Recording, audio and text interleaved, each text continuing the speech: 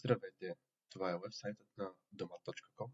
Днес ще ви покажа как да създадете профил и да публикувате обява. Първо, когато отворите domat.com, отидете на бутона Старт.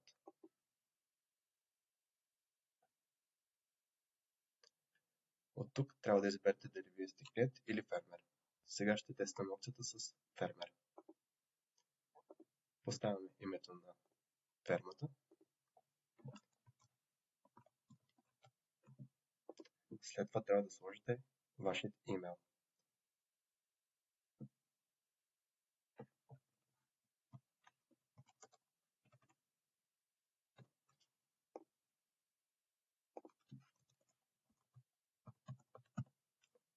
И накрая избирате парола. За паролата няма ограничение, може да е една цифра или една буква, каквото изберете. След това натискаме бутона Съгласие с общи условия и бутонът Регистрация.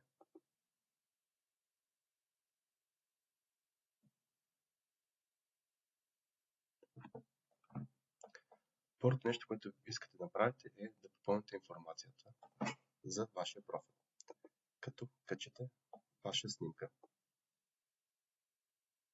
Така ще можете по-лесно да навигирате в самото меню на вебсайта.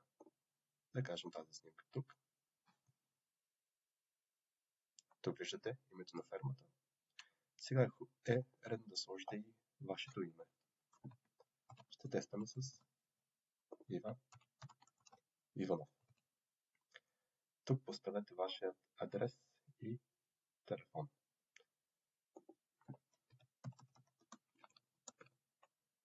Следващото нещо, което трябва да изберете е локация.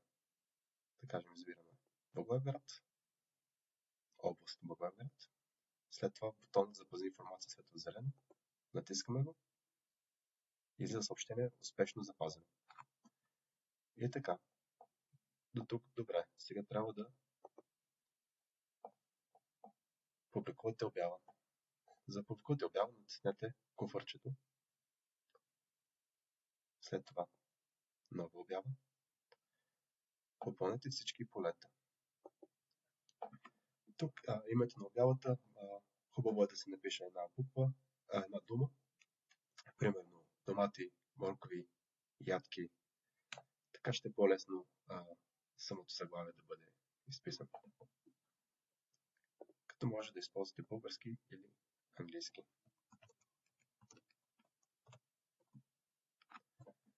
Следващото нещо, което трябва да изберете, какъв тип продукт е, в случая моркови е хранителен продукт. Локация, коя област се намирате, за да знаят хората къде точно се намирате, откъде пращате самия продукт. Да изберем област Русе и до кога е валидна самата обява, да кажем до края на месеца. Цената, тук може да е каквото изберете, дали е за килограм или не, просто поставете някаква цена, после може да напишете повече информация. В описанието вече може да сложите дали продават на килограм или по някакъв друг вид разфасовка. И накрая е много важно да прикачите изображение.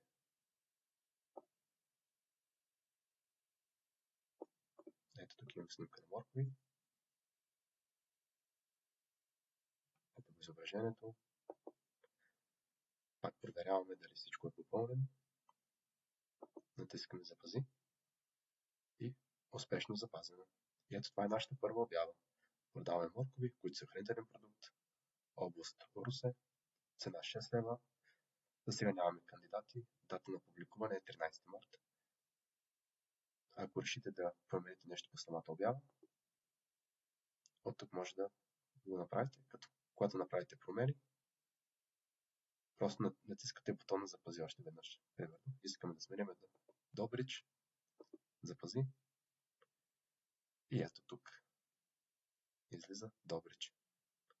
Само че забравихме да сложим типът. Не забравяйте, всеки път тези две полета се анулират, така че хранителен продукт, Добрич, Запази и ето.